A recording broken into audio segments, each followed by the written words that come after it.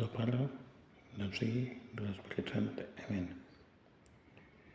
En el nombre del Padre, del Hijo y del Espíritu Santo. Amén. Senyor,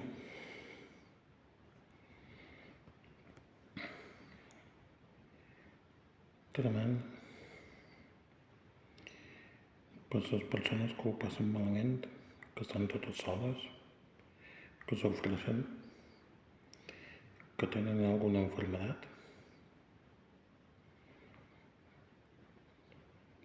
que tenen nervis, que els acompanyin en el seu sofriment i en el seu alivi.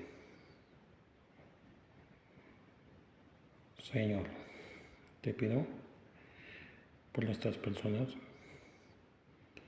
que lo pasan mal, que están solas, que tienen nervios, ansiedad, que no tienen amigos,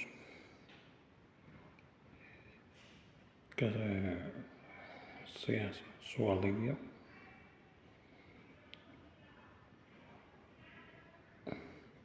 y su refugio. Amén.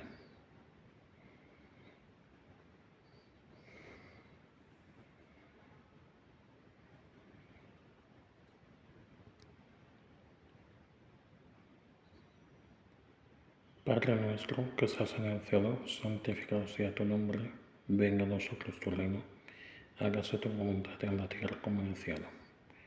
Danos hoy nuestro pan de cada día. Perdona nuestras ofensas, como nosotros también perdonamos a los que nos ofenden. No nos dejes caer en la tentación, y líbranos del mal. Amén. Dios te salve María, llena eres de gracia. El Señor es contigo, bendita tú eres entre todas las mujeres, y bendito es el fruto de tu vientre Jesús. Santa María, Madre de Dios, ruega por nosotros pecadores, ahora y en la hora de nuestra muerte. Amén. Gloria al Padre, y al Hijo, y al Espíritu Santo, como era en un principio, ahora y siempre, por los siglos de los siglos. Amén.